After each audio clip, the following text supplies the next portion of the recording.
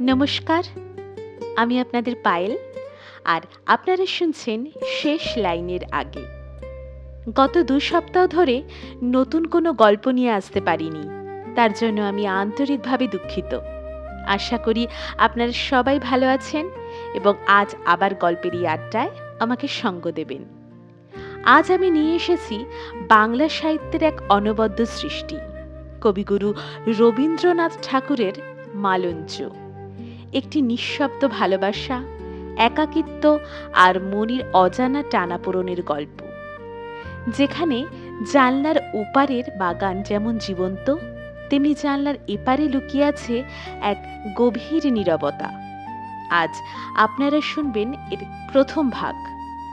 তাহলে দেরি না করে শুরু করা যাক আজকের গল্প, মালঞ্চ।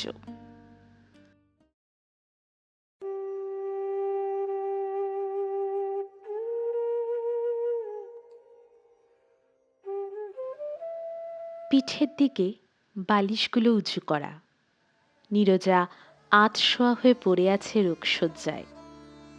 পায়ের উপরে সাদা রেশমের চাদর টানা, যেন তৃতীয়ার ফিকে জ্যোৎস্না হালকা মেঘের তলায়।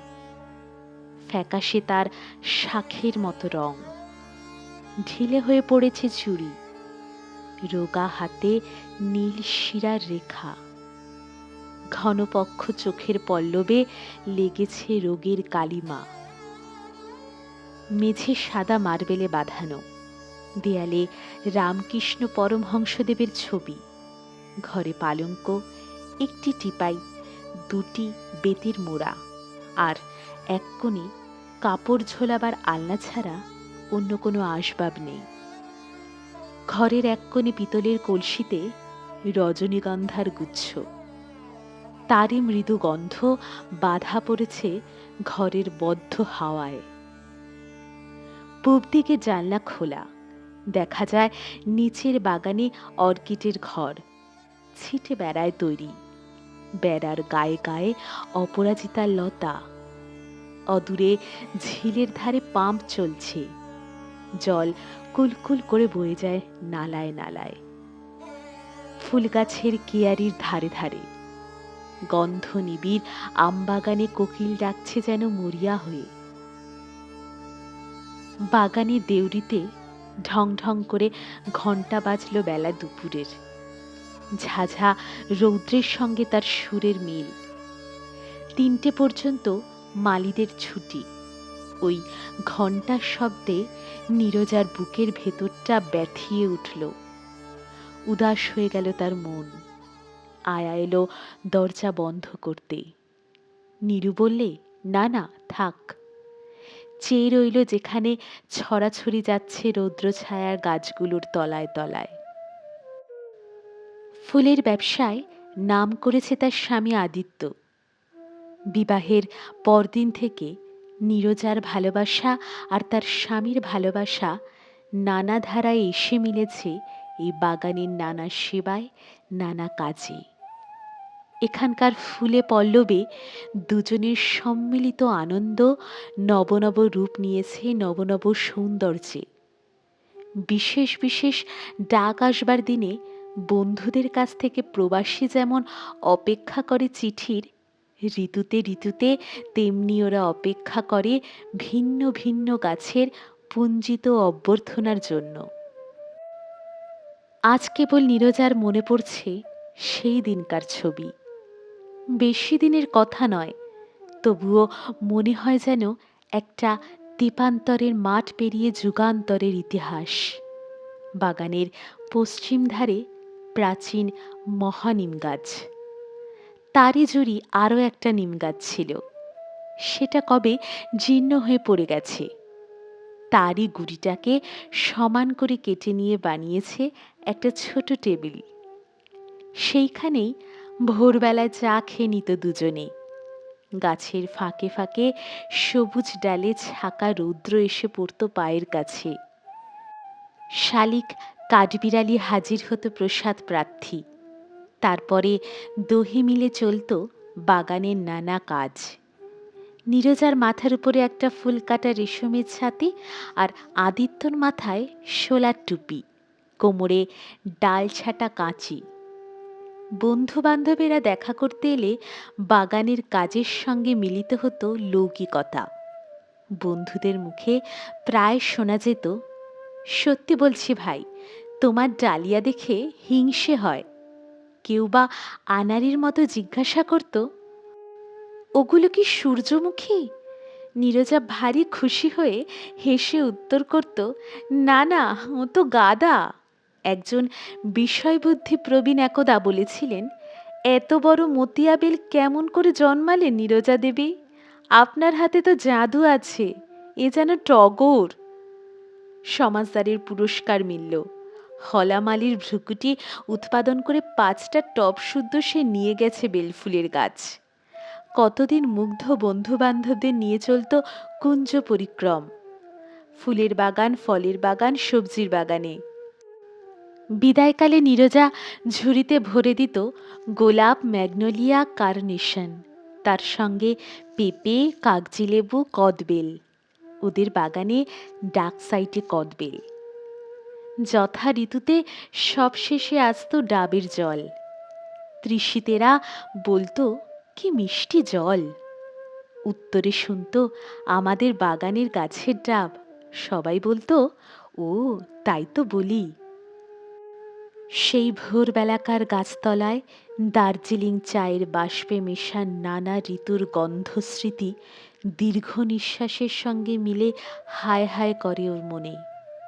সেই সোনার রঙে রঙিন দিনগুলোকে ছিঁড়ে ফিরিয়ে আনতে চায় কোন দস্যুর কাছ থেকে। বিদ্রোহী মন কাউকে সামনে পায় না কেন? ভালো মানুষের মতো মাথা হেঁট করে ভাগ্যকে মেনে নেবার মেয়ে নয় ও তো। এর জন্য কে দায়ী? কোন বিশ্বব্যাপী ছেলে মানুষ, কোন বিরাট পাগল এমন সম্পূর্ণ সৃষ্টিটাকে এত বড় নিরর্থকভাবে উলটপালট করে দিতে পারল কে? বিবাহের পর 10টা বছর একটানা চলে গেল অবিমিশ্র সুখে। মনে মনে ঈর্ষা করেছে সখীরা, মনে করেছে ওর যা বাজার দর তার চেয়েও অনেক বেশি পেয়েছে।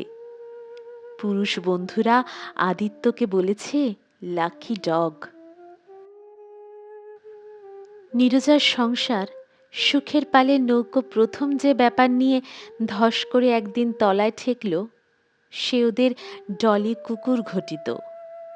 গৃহিণী এ সংসারে আসবার পূর্বে ডলি ছিল স্বামীর একলা ঘরের সঙ্গিনী। অবশেষে তার নিষ্ঠা বিভক্ত হল দম্পতির মধ্যে। ভাগে বেশি পড়েছিল নীরজার দিকেই। দরজার কাছে গাড়ি আসতে দেখলেই কুকুরটার মন যেত বিগড়িয়ে। ঘন ঘন লেজ আন্দোলনে আসন্ন রথযাত্রার বিরুদ্ধে আপত্তি উত্থাপন করত। অনিমন্ত্রণে গাড়ির মধ্যে লাফিয়ে ওঠার দুঃসাহস নিরস্ত হতো স্বামিনীর তর্জনী সংকেতে। দীর্ঘ নিঃশ্বাস ফেলে লেজের কুণ্ডলীর মধ্যে নৈরাশ্যকে বেষ্টিত করে দ্বারের কাছে পড়ে থাকত। ওদের ফেরবার দেরি হলে মুখ তুলে বাতাসে ঘ্রাণ করে করে ঘুরে বেড়াত। কুকুরের অব্যক্ত ভাষায় আকাশে উচ্ছ্বাসিত করত করুণ প্রশ্ন। অবশেষে ওই কুকুরটাকে হঠাৎ কি রোগে ধরলে? শেষ পর্যন্ত ওদের মুখের দিকে কাতর দৃষ্টি স্তব্ধ রেখে নীরজার কোলে মাথা দিয়ে মারা গেল। নীরজার ভালোবাসায় ছিল প্রচণ্ড জেদ। সেই ভালোবাসার বিরুদ্ধে বিধাতারও হস্তক্ষেপ তার কল্পনার অতীত।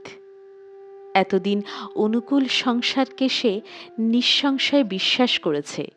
আজ পর্যন্ত বিশ্বাস নড়াবার কারণ ঘটেনি। কিন্তু আজ ডলির পক্ষেও যখন মরা অভাবনীয় রূপে সম্ভবপর হল, তখন ওর দুর্গের প্রাচীরে প্রথম ছিদ্র দেখা দিল। মনে হলো একটা অলক্ষণের প্রথম প্রবেশদ্বার। মনে হলো বিশ্ব সংসারের কর্মকর্তা অব্যবস্থিত চিত্ত, তার আপাত প্রত্যক্ষ প্রসাদের ওপরেও আর আস্থা রাখা চলে না। নীরজার সন্তান হবার আশা সবাই ছেড়ে দিয়েছিল। ওদের আশ্রিত গণেশের ছেলেটাকে নিয়ে যখন নীরজার প্রতিহত স্নেহবৃত্তির প্রবল আলোড়ন চলছে, আর ছেলেটা যখন তার অশান্ত অভিঘাত আর সইতে পারছে না, এমন সময় ঘটল সন্তান সম্ভাবনা। ভিতরে ভিতরে মাতৃহৃদয় উঠল ভরে, ভাবিকালের দিগন্ত উঠল নবজীবনের প্রভাত আভায় রক্তিম হয়ে। গাছের তলায় বসে বসে আগন্তুকের জন্য নানা অলঙ্করণে নীরজা লাগল সেলাইয়ের কাজে। অবশেষে এলো প্রসবের সময়। ধাত্রী বুঝতে পারলে আসন্ন সংকট। আদিত্য এত বেশি অস্থির হয়ে পড়ল যে ডাক্তার ভৎসনা করে তাকে দূরে ঠেকিয়ে রাখলে। অস্ত্রাঘাত করতে হলো, শিশুকে মেরে জননীকে বাঁচালে। তারপর থেকে নীরজা আর উঠতে পারলে না। বালুশয্যাশায়িনী বৈশাখের নদীর মতো তার স্বল্পরক্ত দেহ ক্লান্ত হয়ে পড়ে রইল। প্রাণশক্তির অজস্রতা একেবারেই হল নিঃস্ব। বিছানার সামনে জানলা খোলা, তপ্ত হাওয়ায় আসছে মুচকুন্দ ফুলের গন্ধ, কখনো বাতাবি ফুলের নিঃশ্বাস, যেন তার সেই পূর্বকালের দূরবর্তী বসন্তের দিন মৃদু কণ্ঠে তাকে জিজ্ঞাসা করছে, কেমন আছো? সকলের চেয়ে তাকে বাজল যখন দেখলে বাগানের কাজে সহযোগিতার জন্যে আদিত্যের দূর সম্পর্কীয় বোন সরলাকে আনতে হয়েছে।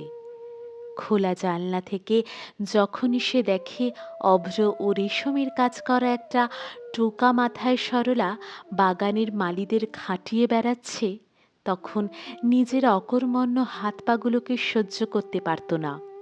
অথচ সুস্থ অবস্থায় এই সরলাকে প্রত্যেক ঋতুতে নিমন্ত্রণ করে পাঠিয়েছে নতুন চারা রোপণের উৎসবে। ভোরবেলা থেকে কাজ চলত, তারপরে ঝিলে সাঁতার কেটে স্নান, তারপর গাছের তলায় কলাপাতায় খাওয়া, একটা গ্রামোফোনে বাজত দেশি বিদেশি সঙ্গীত, মালীদের জুটত দই চিড়ে সন্দেশ, তেঁতুলতলা থেকে তাদের কলরব শোনা যেত। ক্রমে বেলা আসত নেমে, ঝিলের জল উঠত অপরাহ্নের বাতাসে শিউরিয়ে, পাখি ডাকত বকুলের ডালে, আনন্দময় ক্লান্তিতে হতো দিনের অবসান। ওর মনের মধ্যে যে রস ছিল নিছক মিষ্ট, আজ কেন সে হয়ে গেল কটু। যেমন আজকালকার দুর্বল শরীরটা ওর অপরিচিত, তেমনি এখনকার তীব্র নীরস স্বভাবটাও ওর চেনা স্বভাব নয়। সে স্বভাবে কোনো দাক্ষিণ্য নেই। একবার এই দারিদ্র্য ওর কাছে স্পষ্ট হয়ে ওঠে। লজ্জা জাগে মনে, তবু কোনো মতে সামলাতে পারে না। ভয় হয় আদিত্যর কাছে এই হীনতা ধরা পড়ছে বুঝি। কোনোদিন হয়তো সে প্রত্যক্ষ দেখবে নীরজার আজকালকার মনখানা বাদুড়ের চক্ষুক্ষত ফলের মতো, ভদ্র প্রয়োজনের অযোগ্য। বাজল দুপুরের ঘণ্টা, মালীরা গেল চলে। সমস্ত বাগানটা নির্জন। নীরজা দূরের দিকে তাকিয়ে রইল, যেখানে দুরাশার মরীচিকাও আভাস দেয় না, যেখানে ছায়াহীন রৌদ্রে শূন্যতার পরে শূন্যতার অনুবৃত্তি। নীরজা ডাকল, রোশনি। আয়া এলো ঘরে। পৌঢ়া, কাঁচা পাকা চুল, শক্ত হাতে মোটা পিতলের কঙ্কন, ঘাগরার ওপরে ওড়না, মাংস বিরল দেহের ভঙ্গিতে ও শুষ্ক মুখের ভাবে একটা চিরস্থায়ী কঠিনতা, যেন ওর আদালতে এদের সংসারের প্রতিকূলে ও রায় দিতে বসেছে। মানুষ করেছে নীরজাকে, সমস্ত দরদ তারপরেই। তার কাছাকাছি যারা যায় আসে, এমনকি নীরজার স্বামী পর্যন্ত, তাদের সকলেরই সম্বন্ধে ওর একটা সতর্ক বিরুদ্ধতা। ঘরে এসে জিজ্ঞাসা করলে, জল এনে দেব খোকি? না, বস। মেঝের ওপর হাঁটু উঁচু করে বসল আয়া। নীরজার দরকার কথা কওয়া, তাই আয়াকেই চাই। আয়া ওর স্বগত উক্তির বাহন। নীরজা বললে, আজ ভোরবেলায় দরজা খোলার শব্দ শুনলুম। আয়া কিছু বললে না, কিন্তু তার বিরক্ত মুখভাবের অর্থ এই যে কবে না শোনা যায়। নীরজা অনাবশ্যক প্রশ্ন করল, সরলাকে নিয়ে বুঝি বাগানে গিয়েছিলেন? কথাটা নিশ্চিত জানা, তবু রোজ একই প্রশ্ন। একবার হাত উল্টিয়ে মুখ বাঁকিয়ে আয়া চুপ করে বসে রইল। নীরজা বাইরের দিকে চেয়ে আপন মনে বলতে লাগল, আমাকেও ভোরে জাগাতেন, আমিও যেতুম বাগানের কাজে ঠিক ওই সময়। সে তো বেশি দিনের কথা নয়। এই আলোচনায় যোগ দেওয়া কেউ তার কাছে আশা করে না, তবু আয়া থাকতে পারলে না। বললে, ওকে না নিলে বাগান বুঝে যেত শুকিয়ে। নীরজা আপন মনে বলে চলল, নিউ মার্কেটে ভোরবেলাকার ফুলের চালান না পাঠিয়ে আমার একদিনও কাটত না। সেই রকম ফুলের চালান আজও গিয়েছিল, গাড়ির শব্দ শুনেছি। আজকাল চালান কে দেখে দেয় রোশনি? এই জানা কথার কোনো উত্তর করল না আয়া, ঠোঁট চেপে রইল বসে। নীরজা আয়াকে বললে, আর যাই হোক, আমি যতদিন ছিলুম মালিরা ফাঁকি দিতে পারিনি। আয়া উঠল গুমড়িয়ে, বলল, সেদিন নেই, এখন লুট চলছে দু হাতে। সত্যি নাকি? আমি কি মিথ্যে বলছি? কলকাতার নতুন বাজারে কটা ফুলি বা পৌঁছয়? জামাইবাবু বেরিয়ে গেলেই খিড়কির দরজায় মালিদের ফুলের বাজার বসে যায়। এরা কেউ দেখে না? দেখবার গরজ এত কার? জামাইবাবুকে বলিস নে কেন? আমি বলবার কে? মান বাঁচিয়ে চলতে হবে তো। তুমি বলো না কেন? তোমারই তো সব। হোক না, হোক না, বেশ তো, চলুক না এমনি কিছুদিন। তারপরে যখন ছারখার হয়ে আসবে, আপনি পড়বে ধরা।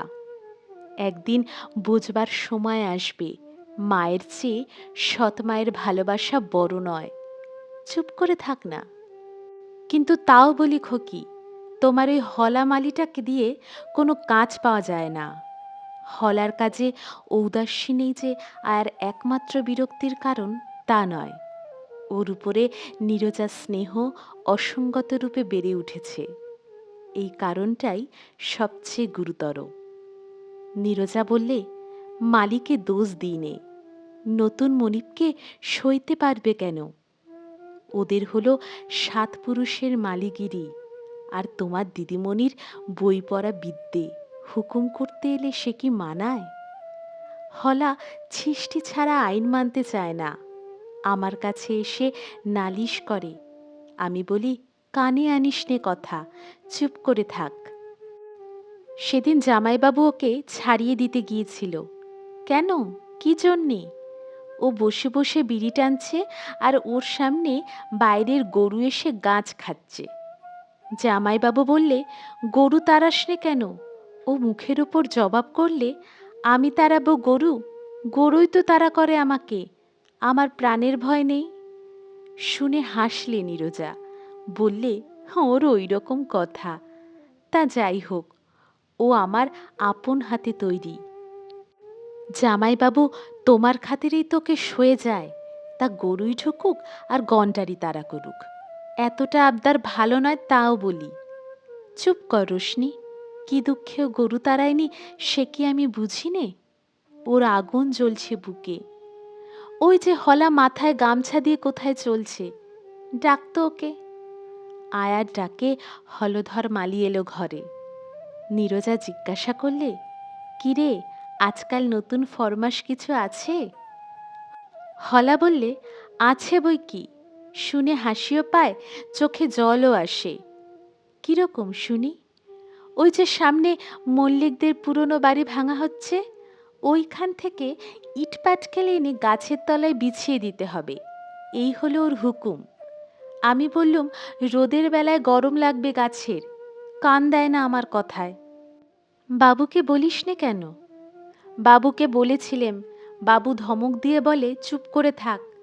বৌদিদি, ছুটি দাও আমাকে, সহ্য হয় না আমার। তাই দেখেছি বটে, ঝুরি করে রাবিশ বয়ে আনছিলি। বৌদিদি, তুমি আমার চিরকালের মনিব। তোমারই চোখের সামনে আমার মাথা হেট করে দিলে। দেশের লোকের কাছে আমার জাত যাবে। আমি কি কুলি মজুর? আচ্ছা, এখন যা। তোদের দিদিমণি যখন তোকে ইট সুরকি বইতে বলবে, আমার নাম করে বলিস আমি বারণ করেছি। দাঁড়িয়ে রইলি যে? দেশ থেকে চিঠি এসেছে, বড়হালের গরুটা মারা গেছে বলে মাথা চুলকোতে লাগলো। নীরজা বললে, না, মারা যায়নি, দিব্যি বেঁচে আছে। নে 2 টাকা, আর বেশি বকিস নে। এই বলে টিপাইয়ের উপরকার পিতলের বাক্স থেকে টাকা বের করে দিলে। আবার কি? বউয়ের জন্যে একখানা পুরনো কাপড়। জয় জয়কার হবে তোমার, এই বলে পানের ছোপে কালো বর্ণ মুখ প্রসারিত করে হাসলে। নীরজা বললে, রশনি, দে তোকে আলনার ওই কাপড়খানা। রশনি সবলে মাথা নেড়ে বললে, সে কি কথা, ও যে তোমার ঢাকাই শাড়ি। হোক না ঢাকাই শাড়ি, আমার কাছে আজ সব শাড়ি সমান, কবেই বার পরব। রশনি দৃঢ় মুখ করে বললে, না, সে হবে না, ওকে তোমার সেই লাল পেরে কলের কাপড়টা দেব।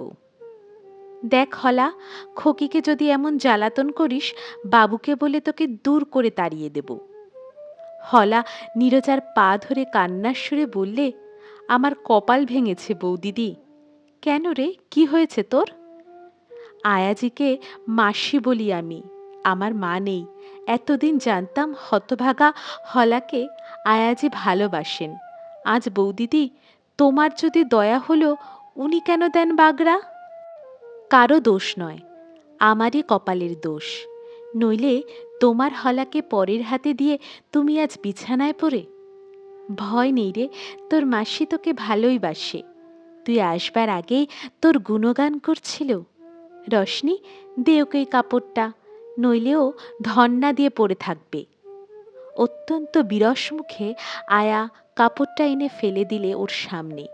হলা সেটা তুলে নিয়ে গড় হয়ে প্রণাম করলে।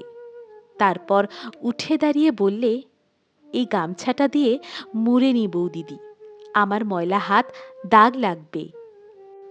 সম্মতির অপেক্ষা না রেখেই আলনা থেকে তোয়ালেটা নিয়ে কাপড়টা মুড়ে দ্রুতপদে হলা প্রস্থান করলে। নীরজা আয়াকে জিজ্ঞাসা করলে, আচ্ছা আয়া, তুই ঠিক জানিস বাবু বেরিয়ে গেছেন? নিজের চোখে দেখলুম। কি তারা, টুপিটা নিতে ভুলে গেলেন।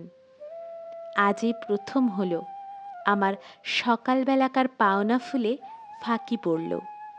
দিনে দিনে ফাঁকি বাড়তে থাকবে। শেষকালে আমি গিয়ে পড়ব আমার সংসারের আস্তা কুড়ে, যেখানে নিভে যাওয়া পোড়া কয়লার জায়গা।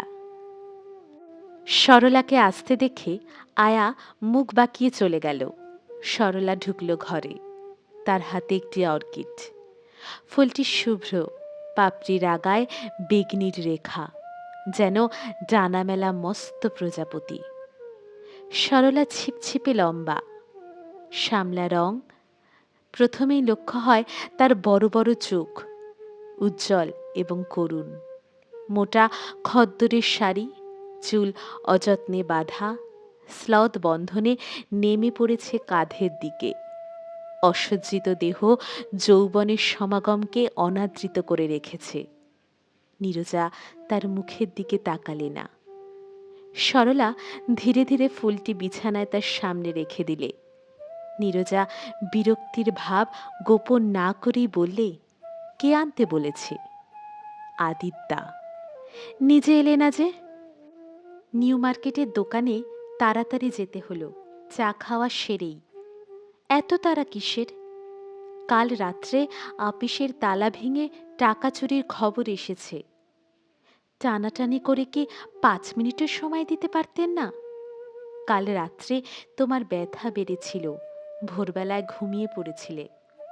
দরজার কাছ পর্যন্ত এসে ফিরে গেলেন। আমাকে বলে গেলেন, দুপুরের মধ্যে যদি নিজে না আসতে পারেন, এই ফুলটি যেন দিই তোমাকে। দিনের কাজ আরম্ভের পূর্বেই রোজ আদিত্য বিশেষ বাছাই করা একটি করে ফুল স্ত্রীর বিছানায় রেখে যেত। নীরজা প্রতিদিন তারই অপেক্ষা করেছে।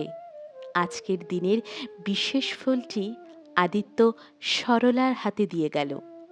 এ কথা তার মনে আসেনি যে ফুল দেওয়ার প্রধান মূল্য নিজের হাতে দেওয়া। গঙ্গার জল হলেও নলের ভেতর থেকে তার সার্থকতা থাকে না। নীরজা ফুলটা অবজ্ঞার সঙ্গে ঠেলে দিয়ে বললে, জানো মার্কেটে ফুলের দাম কত? পাঠিয়ে দাও সেখানে, মিছে নষ্ট করবার দরকার কি? বলতে বলতে গলা ভার হয়ে এলো। সরলা বুঝলে ব্যাপারখানা। বুঝলে জবাব দিতে গেলে আক্ষেপের বেগ বাড়বে বই কমবে না। চুপ করে দাঁড়িয়ে রইল। একটু পরে খামোখা নীরজা প্রশ্ন করলে, জানো এ ফুলের নাম? বললেই হতো জানি নে, কিন্তু বোধ করি অভিমানে ঘা লাগলো। বললে, এমারিলিস। নীরজা অন্যায় উষ্মার সঙ্গে ধমক দিলে, ভারী তো জানো তুমি, ওর নাম গ্র্যান্ডিফ্লোরা। সরলা মৃদুস্বরে বললে, তা হবে। তা হবে মানে কি? নিশ্চয়ই তাই। বলতে চাও আমি জানি নে? সরলা জানত নীরজা জেনে শুনে ভুল নামটা দিয়ে প্রতিবাদ করলে, অন্যকে জ্বালিয়ে নিজের জ্বালা উপশম করবার জন্য। নীরবে হার মেনে ধীরে ধীরে বেরিয়ে চলে যাচ্ছিল। নীরজা ফিরে ডাকল, শুনে যাও। কি করছিলে সমস্ত সকাল? কোথায় ছিলে? অর্কিটের ঘরে। নীরজা উত্তেজিত হয়ে বললে, অর্কিটের ঘরে তোমার ঘন ঘন যাবার এত কি দরকার?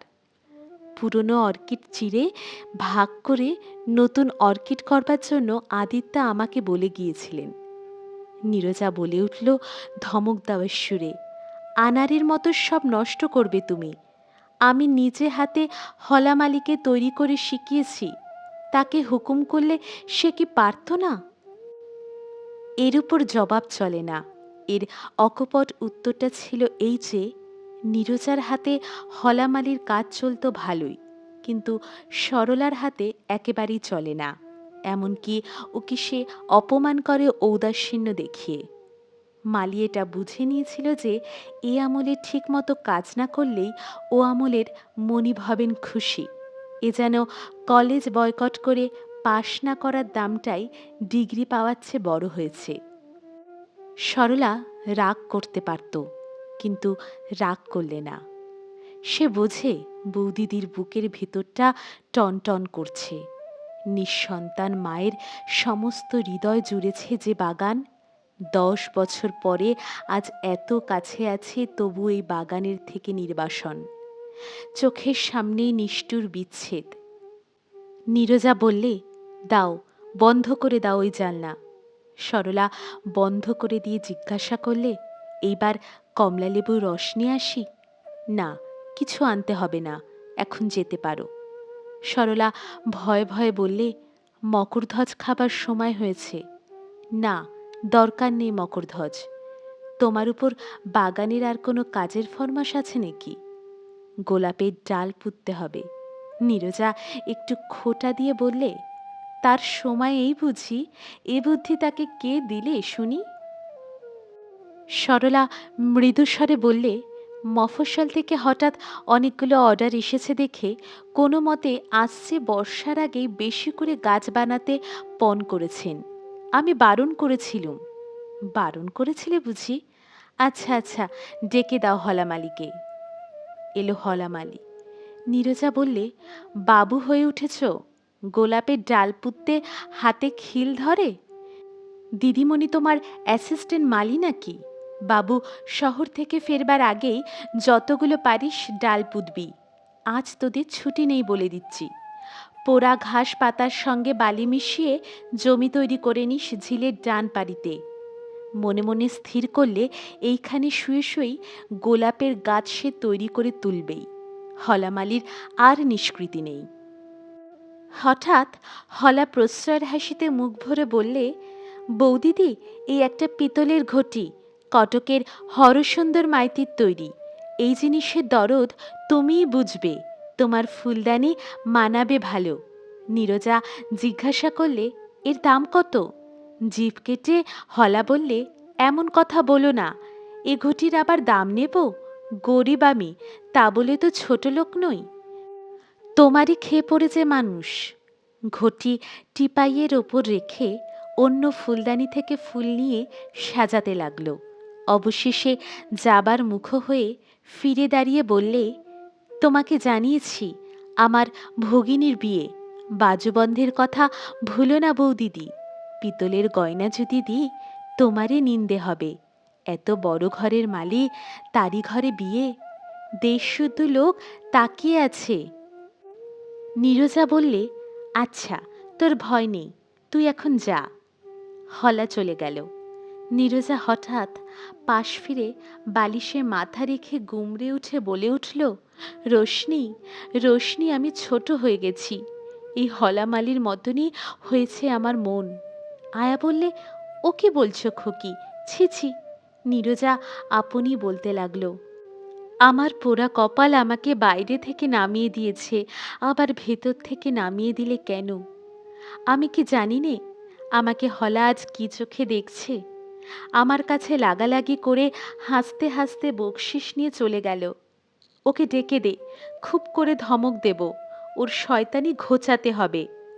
আয়া যখন হলাকে ডাকবার জন্য উঠল, নীরজা বললে, থাক থাক, আজ থাক।